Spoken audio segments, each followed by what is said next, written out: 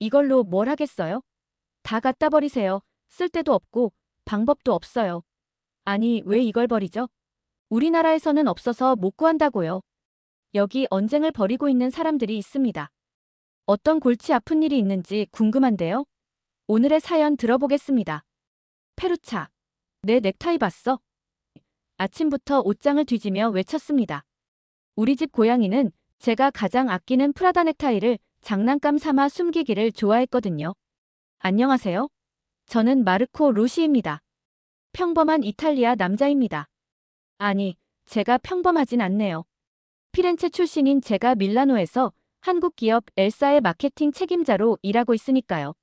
10년 전 우연히 피렌체에서 엘사의 혁신적인 디자인에 매료되어 이 회사에 입사했습니다. 그날도 평소처럼 출근 준비를 마치고 사무실에 도착하려는 찰나 엘리베이터에서 특이한 광경을 목격했습니다. 한 아시아계 남성이 닫히는 문 사이로 필사적으로 뛰어들어오는 것이었죠. 그의 손에는 무려 3개의 서류 가방이 들려 있었고 양복 재킷은 반쯤 걸친 상태였습니다. 아, 죄송합니다. 그가 숨을 고르며 말했습니다. 첫 출근인데 교통체증이 심해서 늦었습니다. 바로 그가 본사에서 온 새로운 동료, 김호철 씨였습니다. 그는 한국에 있는 대학을 졸업하고 엘사의 글로벌 마케팅 전략을 성공적으로 이끈 인재로 이탈리아로 오게 되었습니다. 하지만 지금은 넥타이가 삐뚤어지고 머리는 헝클어진 채 마치 도망자처럼 보였죠. 괜찮아요. 나도 처음엔 그랬으니까요. 저는 그의 넥타이를 바로 잡아주며 웃었습니다. 이탈리아에선 모든 게 느긋하답니다. 시간에 늦는 것도 포함해서요. 그의 얼굴이 밝아졌습니다. 정말요? 한국에선 1분만 늦어도 큰일 날 뻔했는데. 우리의 만남은 이렇게 시작되었습니다. 완벽주의자인 오철 씨와 여유로운 이탈리아 스타일의 저와 만나 벌어지는 해프닝은 계속되었죠. 특히 잊지 못할 것은 프로슈토 김밥 사건입니다. 어느 날 오철 씨가 한국에서 온 아내가 만들어준 김밥을 사무실에서 나눠 먹었는데 우리 이탈리아 동료들이 그 맛에 완전히 매료된 거예요. 그러다 누군가가 프로슈토를 넣으면 어떨까? 라는 제안을 했고 결국 우리는 점심시간에 실험적인 프로슈토 김밥 워크숍을 열게 되었습니다. 프로슈토는 피자 같은 음식에 들어가는 고기 종류라 이탈리아 사람들이 즐기는 음식이죠. 결과는 대성공이었죠. 심지어 회사 옆 레스토랑 주방장이 이 퓨전 요리를 자신의 메뉴에 넣겠다고 했을 정도니까요. 하지만 오철 씨는 한숨을 쉬며 말했습니다. 어머님이 아시면 기절하실 거예요. 이런 문화적 충돌과 융합은 업무에서도 계속되었습니다. 오철 씨는 완벽한 파워포인트 슬라이드를 만들었지만 이탈리아 바이어들은 그의 발표가 너무 딱딱하다고 했습니다. 반면 제 발표는 감성적이었지만 구체적인 데이터가 부족했죠. 결국 우리는 서로의 장점을 배우기 시작했습니다. 저는 오철 씨에게 즉흥적인 말하기와 제스처를 가르쳤고 그는 저에게 체계적인 데이터 분석을 알려주었습니다. 시간이 지날수록 우리는 서로를 보완하는 완벽한 파트너가 되어갔습니다. 가장 큰 변화는 우리의 협업 스타일이었습니다. 한국식의 빠른 의사결정과 이탈리아식의 창의적인 토론이 만나 독특하지만 효율적인 새로운 업무 방식이 탄생했죠. 회의실에서는 에스프레소와 믹스커피가 공존했고 우리의 프레젠테이션은 데이터와 감성의 완벽한 조화를 이루었습니다. 10개월이 지난 지금 오철 씨는 더 이상 허둥지둥 뛰어오지 않습니다. 이제는 여유롭게 걸으며 동료들과 이탈리아어로 농담을 주고받습니다. 불과 얼마 전만 해도 허둥대며 이탈리아 삶에 적응하기 바빴는데 한국인의 적응력은 정말 대단하다 느꼈습니다. 그리고 저는 매일 아침 그가 싸오는 한국식 도시락을 보면 오늘은 뭘 싸오나 관찰하는 재미로 서로 소통하는 시간이 많아졌습니다. 비슷한 일을 하는 우리는 서로 다르지만 뭔가 각 나라의 음식에 필요한 조미료가 되어가는 느낌이었습니다. 이탈리아의 여름은 늘 활기찼지만 올해는 조금 다른 문제로 시끌시끌했습니다. 지중해에 출현한 푸른 꽃게가 생태계를 위협하고 있다는 뉴스가 연일 보도되었습니다. 정부는 50억 원이라는 거금을 들여 박멸에 나섰지만 상황은 나아질 기미가 보이지 않았습니다. 우리 회사도 예외는 아니었습니다. 해안가에 위치한 밀라노 지사 근처까지 꽃게가 출몰하면서 직원들 사이에서는 지중해의 바퀴벌레라는 불만 섞인 이야기가 나돌았습니다. 이탈리아에서는 조개가 들어간 다양한 음식들이 많고 대다수가 즐기고 있는 상황입니다. 푸른 꽃게의 출현으로 바다 생태계가 급속도로 파괴되고 우리가 좋아하는 조개의 개체수가 줄어들어 정부에서는 심각한 우려를 표하고 있는 상황입니다. 그러던 어느 날 오철 씨가 흥미로운 제안을 했습니다. 꽃게 음식을 토대로 한 한식을 구내식당에 선보여 보겠다고 했습니다. 이탈리아 사람들이 꽃게를 잘 먹지 않아요. 처음 오철 씨가 꽃게 요리 데이를 제안했을 때 저는 고개를 저었습니다. 하지만 그의 자신감 넘치는 미소 뒤에는 비밀 무기가 있었습니다. 바로 그의 아내 유진 씨였습니다. 그녀는 한국에서 요리를 전공했고 부모님으로부터 여러 음식 만드는 법을 배워서 한식 요리는 기가 막히게 만든다는 것이었습니다. 한국에서는 꽃게가 국민 먹거리예요. 제철이 되면 시장마다 줄을 서서 기다릴 정도죠. 수진 씨의 설명을 들으며 저는 처음으로 꽃게에 대한 새로운 시각을 갖게 되었습니다. 다음 날 구내식당은 꽃게 요리의 향연으로 가득 찼습니다. 첫 번째로 선보인 것은 게살버섯죽이었습니다. 구내식당 셰프들의 관심을 끌었습니다. 부드러운 게살과 표고버섯의 조화, 거기에 들어간 들깨가루의 고소함은 미슐랭 스타급이라는 평가를 받았습니다. 그리고 게살어묵은 이탈리아식 생선가스와 비교되며 큰 호응을 얻었습니다. 신선한 꽃게살을 갈아 만든 어묵은 튀김옷을 입혀 바삭하게 튀겨내 타르타르 소스를 곁들이니 이탈리아 입맛에도 딱 맞았죠. 꽃게찜은 우리 집 18년 전통 비법이에요. 수진 씨가 자랑스럽게 내놓은 음식이었습니다. 마늘과 생강을 듬뿍 넣고 칼칼하게 찐 꽃게는 파스타 소스로도 어울려 이탈리아 사람들이 좋아하기에도 손색이 없다는 평가를 받았습니다. 그리고 꽃게 퓨전 요리도 소개해 주었습니다. 수진 씨와 구내식당 셰프들이 협력해 만든 꽃게 리조또, 게살 브루스케타, 꽃게 라비올리는 양국의 맛을 완벽하게 조화시켰습니다. 그리고 간장게장이었습니다. 한국에서는 다른 계요리보다 간장게장을 제일로 좋아한다고 했습니다. 특제 간장 소스에 숙성시킨 이 요리라고 했지만 진한 간장 냄새에 익숙하지 않은 현지인들은 반응이 시큰둥했습니다. 하지만 직원들이 하나둘씩 먹어보다니 간장의 달짝한 맛과 부드러운 게살에 얹어진 밥알의 조화에 눈이 동그래졌습니다. 이거 맛있는데요. 직원들의 입맛을 단숨에 사로잡았습니다. 우리는 간장게장을 밥도둑이라고 부른답니다. 오철 씨의 설명에 모두가 고개를 끄덕였죠. 마지막 꽃게탕도 놀라웠습니다. 된장과 고추를 베이스로 한 얼큰한 국물에는 통꽃게가 통째로 들어가 있었고 미나리와 무가 시원한 스프 맛에 풍미를 더했습니다. 한국에서는 제철 꽃게를 구하려면 새벽부터 줄을 서야 해요. 너무 인기가 많아서요. 수진 씨의 말에 우리 직원들은 깊이 공감했습니다. 이제 우리 회사 직원들은 꽃게는 지중해의 바퀴벌레가 아니라 지중해의 보물이라고 부릅니다. 한국의 요리 문화가 이탈리아의 미식 문화에 전혀 뒤지지 않는 훌륭한 문화로 인식되었습니다. 생태계를 파괴시키는 혐오스런 생물을 어떻게 이런 맛있는 음식으로 둔갑시켰는지 한국 사람들은 대단하다는 생각밖에 들지 않았습니다. 꽃게 요리의 인기에 직원들은 정기적으로 꽃게 요리를 넣어달라는 요청이 쇄도했습니다. 지중해의 골치덩이가 밀라노의 새로운 별이 되는 순간이라는 회사 사보에도 실렸습니다. 최근 이탈리아가 푸른 꽃게 문제로 골치를 썩고 있다는 뉴스에 한국에서는 당장 수입하겠다는 의사를 표명했다고 합니다. 한국 사람들은 이 좋은 음식을 싸게 먹을 수 있는 절호의 기회로 여겼음이 틀림없습니다. 하지만 안타깝게도 지구 반대편에 있는 한국으로 운송이 어렵고 비용도 꽃게값보다 더 든다고 해서 난항을 겪는다는 아쉬운 뉴스도 같이 있었습니다. 아무튼 한국과 이탈리아의 음식 문화가 자연스럽게 융합되기 시작하면서 우리 셰프들은 꽃게를 활용한 새로운 퓨전 요리를 개발하기 시작했고 한국의 발효 기술과 이탈리아의 조리법이 만나 독특한 맛을 창조해내고 있습니다.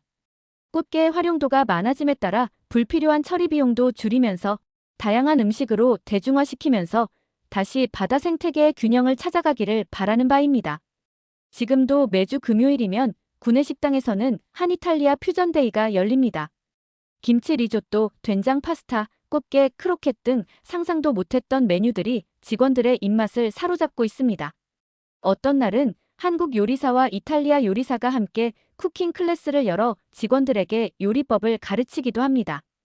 이 작은 변화가 가져온 큰 혁신을 보며 저는 문화적 차이는 극복의 대상이 아닌 새로운 가치를 창출하는 기회라는 것을 깨달았습니다. 앞으로도 이런 창의적인 시도는 계속될 것이라 믿습니다. 여름이 지나고 우리 회사에서 가장 바쁜 시즌을 보내고 있었습니다. 오철 씨와 저는 매일 밤늦게까지 프레젠테이션 자료를 준비하면서 서로의 업무 방식을 이해하게 되었습니다. 하지만 프로젝트 중간 점검을 마친 후 진행된 회식에서 저는 한국과 이탈리아의 회식 문화가 얼마나 다른지 깨닫게 되었습니다. 평소 때와는 달리 오철 씨는 한 식당에서 한국식 회식 문화를 즐기는 것이 어떤지 제안을 했고 우리 현지 직원들도 흔쾌히 고개를 끄덕였습니다. 오철 씨가 추천한 한 식당은 밀라노 외곽의 조용한 골목에 있었습니다. 이탈리아에서는 보통 레스토랑에서 2시간 정도 여유롭게 식사를 즐기는 것이 일반적인데 이날은 완전히 달랐습니다. 테이블에는 20가지가 넘는 작은 반찬들이 가득했고 중앙에는 커다란 철판이 놓여 있었습니다. 삼겹살이라는 한국식 바비큐를 경험했는데 이는 우리의 프로슈토나 살라미와는 다른 스타일의 음식이었습니다. 스테이크의 한 종류라 생각이 들었고 실내에서 먹는 바비큐라 뭔가 색달랐습니다. 특히 쌈이라는 문화가 인상적이었습니다. 상추에 고기를 싸서 먹는 방식은 처음에는 어색했지만 마늘과 된장 소스를 함께 한 입에 넣으면 신선한 야채와 고기의 조화가 환상적이었습니다. 가장 큰 충격은 술자리 문화였습니다. 우리는 보통 식사하면서 와인을 조금씩 음미하는데 소주라는 독특한 술은 완전히 다른 방식으로 마시는 것이었습니다. 건배를 외치며 잔을 비우는 문화는 처음에는 당황스러웠지만 시간이 지날수록 이 문화가 팀의 단합을 이끌어내는데 효과적이라는 것을 느꼈습니다. 한국식 회식 문화를 배워보는 과정에서 실수도 많았습니다. 연장자에게 술을 따를 때 한 손으로 따랐다가 오철 씨가 살짝 당황하는 표정을 지었습니다. 나중에 알고 보니 한국에서는 반드시 2손으로 술을 따르는 것이 예의라고 했습니다. 또한 자신의 잔을 채우는 것도 금기시되어 있다는 것을 배웠습니다. 식사가 끝난 후에도 놀라운 일은 계속되었습니다. 2차라는 개념은 저에게 완전히 새로웠습니다. 이탈리아에서는 여유롭게 식사를 하고 식사가 끝나면 대부분 집으로 돌아가는데 한국식 회식은 달랐습니다. 우리는 근처의 술집으로 자리를 옮겼고 거기서 맥주와 새로운 안주를 주문했습니다. 특히 맥주를 마시면서는 게임을 하는 것이 한국 문화라고 했습니다. 특히 건배 게임이라는 것이 흥미로웠습니다. 처음에는 이해하기 어려웠지만 참여하다 보니 팀원들과 더 가까워지는 느낌이었습니다. 벌칙에 걸린 사람이 술을 한 번에 다 비워 마시는 그런 게임이었는데 실수할 때마다 벌칙을 받고 술을 마시며 깔깔대며 웃는 소리에 평소 딱딱했던 사무실 분위기를 완전히 바꾸어 놓았습니다. 오철 씨는 한국에서는 3차로 노래방에까지 가야 회식이 완성된다고 했지만 근처에 노래방이 없어 우리들을 데리고 가지 못해 아쉽다고 했습니다. 한국에 가게 되면 꼭 함께 경험해보자고 다짐하며 즐거운 회식자를 마쳤습니다. 다음 날 아침 심한 숙취로 고생하면서도 이상하게 마음은 가벼웠습니다. 한국식 회식은 단순히 술을 마시는 것이 아닌 팀원들과 진정한 유대감을 형성하는 시간이었기 때문입니다. 이후 우리 팀은 양국의 장점을 결합한 새로운 회식 문화를 만들어냈습니다. 정기적으로 분기마다 한 번씩 코리탈리안 나이트라는 이름으로 특별한 회식을 진행할 계획입니다. 와인과 소주를 함께 즐기고 파스타와 김치를 같이 먹으며 시간을 보냅니다.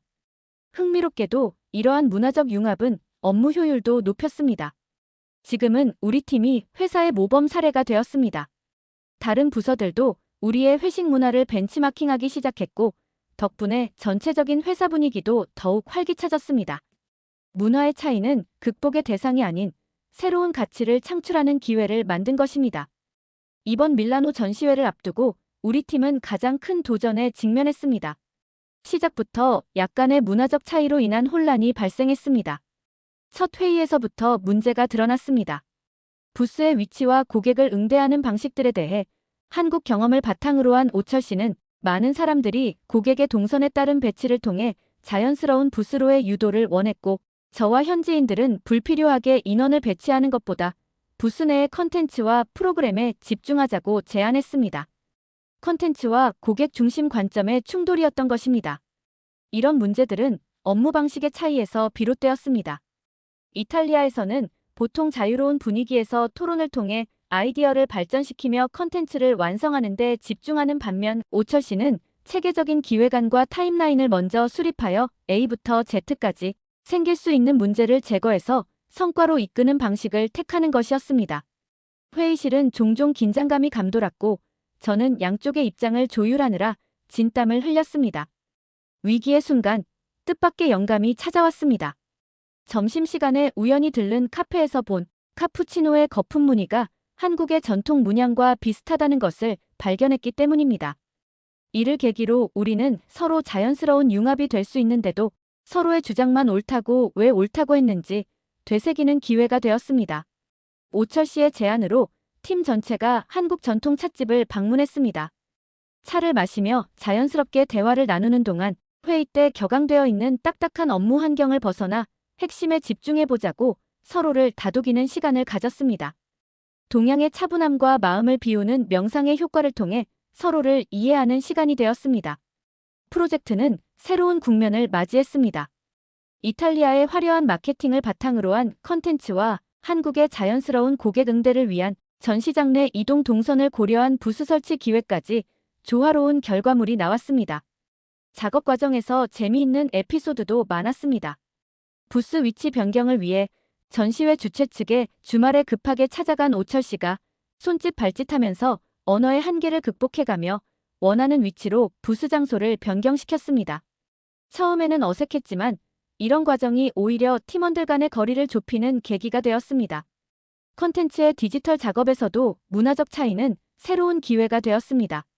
한국의 빠른 트렌드 변화를 반영한 SNS 마케팅 전략과 이탈리아의 클래시컬한 브랜딩이 만나 독특한 디지털 캠페인이 탄생했습니다. 인스타그램에서 진행된 홍보 챌린지는 예상을 뛰어넘는 성공을 거두었습니다.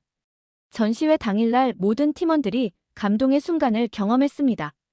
전시된 제품과 수많은 인파들이 우리 부스에 어우러져 감탄하고 있는 모습을 보니 눈물이 날 것 같았습니다. 우리는 서로 힘들게 머리를 맞대고 싸우던 것이 멋쩍었는지 서로 고생했다며 형제가 된 것처럼 부둥켜 안았습니다. 우리의 부스는 다른 경쟁사 제품의 부스보다 훨씬 관심을 많이 받았고 전시회의 총괄이사는 우리 부스를 바라보며 전시회가 성황리에 진행되고 있음을 흡족했습니다. 이 프로젝트를 통해 우리는 문화적 차이가 오히려 창의성의 원천이 될 수 있다는 것을 배웠습니다. 서로를 이해하고 존중하며 각자의 장점을 살리는 과정에서 우리는 진정한 의미의 글로벌 팀으로 성장할 수 있었습니다. 이제 우리 팀은 대표적인 성공 사례가 되어 연말에 한국 본사에 가서 고객 감동 우수 사례를 발표할 예정이고 다른 부서들도 우리의 협업 방식을 배우기 위해 벤치마킹하고 있답니다. 또 다른 문화적 차이의 일환은 곳곳에 존재했지만 하나씩 풀어가며 하나의 문화를 만들어가는 일상이 되고 있습니다. 특히 사무실 문화에서 더욱 많은 일화들이 생겼습니다. 우리 사무실의 일상은 한국과 이탈리아 문화가 공존하는 독특한 실험실이 되었습니다. 특히 매일 아침 시작되는 조회 문화는 저에게 가장 큰 충격 중 하나였습니다. 이탈리아에서는 상상도 못할 일이었으니까요. 처음 오철 씨가 아침 9시 조회를 제안했을 때 모든 이탈리아 직원들이 반발했습니다. 우리는 보통 10시가 되어서야 여유롭게 출근하는데 9시 조회라니 말도 안 된다고 생각했습니다. 게다가 서서 회의를 한다는 발상은 더욱 이해할 수 없었죠. 하지만 오철 씨의 끈질긴 설득으로 시범 운영을 시작했고 예상치 못한 변화가 찾아왔습니다. 15분 동안 진행되는 짧은 미팅에서 하루의 주요 일정을 공유하고 팀원들과 인사를 나누는 것이 생각보다 효율적이었습니다. 특히 에스프레소를 들고 서서 하는 미팅은 이탈리아식 바문화와 묘하게 닮아 있어서 직원들의 호응을 얻었습니다. 재미있는 사건은 점심시간에도 있었습니다. 지금은 익숙해졌지만 처음 오철 씨가 도시락을 싸와서 먹는 것이었습니다. 이탈리아 동료들은 큰 충격을 받았습니다. 우리에게 점심시간은 신성한 휴식 시간이고 최소 1시간 30분은 레스토랑에서 여유롭게 보내야 하는데 책상에서 도시락을 먹다니 말이 되지 않았죠. 하지만 오철 씨의 도시락은 또 다른 문화혁명을 일으켰습니다. 그의 아내가 정성스레 준비한 도시락은 마치 예술작품 같았습니다. 김밥, 불고기, 멸치볶음 등이 아름답게 담겨 있었고 이를 본 동료들은 처음에는 의아해하며 너무 빡빡하게 사는 거 아니냐 하다가 외부 요청에 의한 급한 업무 처리로 시간이 없을 때 밖에 나가지 못하고 오철 씨의 도시락을 야금야금 훔쳐먹는 것이 생각보다 먹는 재미와 업무 효율성이 높은 것을 느끼기 시작했습니다. 그래서 급한 일이 많아지는 시기가 되면 현지인들도 각자 도시락을 싸오는 것에 동참하기 시작했습니다. 특히 재미있었던 것은 다 같이 도시락을 싸왔을 때 도시락 데이를 정해버린 것이었습니다. 긴급한 마케팅 프로젝트가 있는 날은 도시락 데이로 한다. 우리 팀 직원들은 각자 가지고 온 도시락을 회의실에 펼쳐놓고 섞어서 먹었습니다. 이것이 도시락 데이의 모토가 되었습니다. 이탈리아 요리와 한국 요리가 절묘하게 섞인 퓨전 도시락들이 그 자리에서 탄생한 것이죠. 라자냐와 김치를 같이 싸서 먹고 토마토 스프에 밥을 비벼 먹는 재미있는 광경이 펼쳐졌죠. 누가 현지인인지 한국인인지 모를 정도로 우리 팀원들은 한국화되어 있답니다. 업무 스타일의 차이도 흥미로웠습니다. 이탈리아에서는 마감 시간을 다소 유연하게 생각하는데 오철 씨의 철저한 시간 관념은 처음에는 부담스러웠습니다. 하지만 점차 그의 방식이 프로젝트 관리에 효율적이었고 성과가 나다 보니 동기부여가 확실히 됨을 깨달았고 우리도 조금씩 변화하기 시작했습니다. 가장 큰 변화는 회의 문화였습니다. 이탈리아식의 자유로운 토론과 한국식의 체계적인 회의 진행이 만나 독특한 형태의 미팅 문화가 탄생했습니다. 회의실에는 에스프레소 머신과 함께 한국 초코파이, 믹스커피가 준비되었고 격식 있는 회의 중에도 자유로운 의견 교환과 화기애애한 분위기를 유지했습니다. 어느 날은 오철 씨가 한국의 빨리빨리 문화를 설명하다가 벌어진 해프닝도 기억에 남습니다. 그가 한국에서는 모든 것이 빠르게 진행된다고 설명하자 한 동료가 농담으로 "그래서 당신이 그렇게 빨리 걷나요?" 라고 말했고 회의실은 웃음바다가 되었습니다. 퇴근 문화의 차이도 재미있었습니다. 이탈리아에서는 정시 퇴근이 당연한데 오철 씨는 종종 늦게까지 남아 일했습니다. 우리는 그에게 인생은 짧고 예술은 길다라는 이탈리아 속담을 알려주며 퇴근 후에 여유로운 시간을 즐기는 법을 가르쳐 주었습니다. 그래서 오철 씨의 소매를 잡아 끌고 가족의 품으로 가시오 하고 등을 떠밀었던 기억이 납니다. 시간이 지나면서 우리는 서로의 문화에서 최고의 장점을 배워갔습니다. 한국의 효율성과 이탈리아의 여유로움이 조화를 이루자 업무 성과는 놀라울 정도로 향상되었습니다. 이제 우리 사무실은 콜이탈리안 스타일이라는 새로운 문화를 만들어내고 있습니다. 이런 일들을 겪고 오철 씨와 저는 서로를 형과 동생이라고 부르는 사이가 되었습니다. 이 변화의 시작은 어느 주말 저녁 식사 자리였습니다. 오철 씨가 저의 집에 초대되어 왔을 때 그의 표정이 무척 놀라웠습니다. 테라스에는 한국에서 직접 공수해온 전기 그릴이 설치되어 있었고 저는 삼겹살을 굽고 있었기 때문입니다.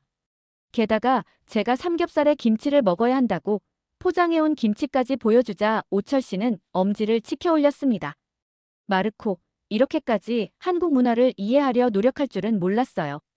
저는 웃으며 대답했습니다. 형, 이제 나도 반은 한국 사람이야. 그런데 김치는 아직도 약간 매운 느낌은 있어. 그날 이후로 우리는 서로를 형과 동생으로 부르기 시작했습니다. 이탈리아에서는 흔치 않은 호칭이었지만 이상하게도 자연스러웠습니다. 회사에서도 우리의 변화된 관계는 새로운 문화를 만들어냈습니다. 특히 재미있었던 것은 형동생 프로젝트라는 별명이 붙은 멘토링 시스템이었습니다. 한국의 선후배 문화와 이탈리아의 자유로운 소통 방식을 접목시킨 이 시스템은 회사의 새로운 표준이 되었습니다. 신입사원들은 더 이상 혼자 헤매지 않았고 선배들은 책임감을 가지고 후배들을 이끌었습니다. 어느 날은 오철 씨 부모님이 한국에서 방문하셨을 때의 일입니다. 저는 이탈리아 최고의 레스토랑을 예약했지만 오철 씨 어머님은 오히려 제가 담근 김치가 더 맛있다며 집에서 식사하자고 하셨습니다. 그날 저녁 테라스에서는 한국의 된장찌개와 이탈리아의 파스타가 어우러진 특별한 만찬이 펼쳐졌습니다. 오철 씨의 아버님은 제 와인 컬렉션을 보시고는 흐뭇해하셨습니다. 이제 우리 오철이가 좋은 형제를 만났네. 그 말씀에 저는 왠지 모를 뭉클함을 느꼈습니다. 문화의 차이를 넘어 우리는 진정한 가족이 되어가고 있었습니다. 업무적으로도 우리의 시너지는 계속되었습니다. 오철 씨의 체계적인 기획력과 제 창의적인 발상이 만나면서 우리 팀은 회사의 최고 실적을 달성했습니다. 주말이면 우리는 서로의 가정을 오가며 식사를 함께 했습니다. 오철 씨 아내 수진 씨는 제 아내에게 한국 요리를 가르쳐 주었고, 아내는 그들에게 정통 이탈리아 요리를 알려주었습니다. 이제 오철 씨도 완벽한 티라미수를 만들 수 있게 되었고, 저는 김치찌개의 비법을 터득했습니다. 가장 큰 변화는 우리의 사고방식이었습니다. 저는 한국의 빠른 실행력과 효율성을 배웠고, 오철 씨는 이탈리아의 여유로움과 창의성을 받아들였습니다. 우리는 서로의 장점을 배우면서 각자의 개성도 잃지 않았습니다. 직원들은 우리를 콜이탈리안 브라더스라고 부르기 시작했습니다. 처음에는 농담처럼 시작된 이 별명이 이제는 우리 회사의 새로운 문화를 상징하는 단어가 되었습니다. 다른 지사들도 우리의 사례를 벤치마킹하기 시작했고, 본사에서는 우리의 협업 모델을 글로벌 스탠다드로 채택했습니다.